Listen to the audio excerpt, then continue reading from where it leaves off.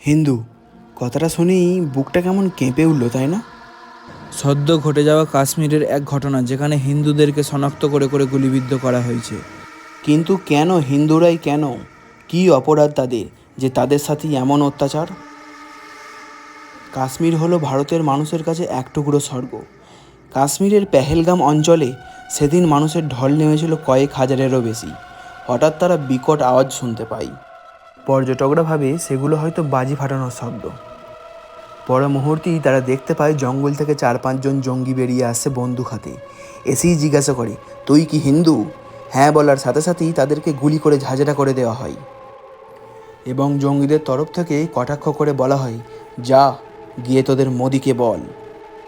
এমন মর্মান্তিক ঘটনার সাক্ষী হয়ে রইল সারা দেশ। এতদিন জানতাম সবার উপরে মানুষ সত্য, কিন্তু এই ঘটনার পর সবাই জানবে সবার উপরে ধর্ম সত্য। আমরা আশা রাখছি ভারত সরকার খুব দ্রুত এর জবাব দেবে।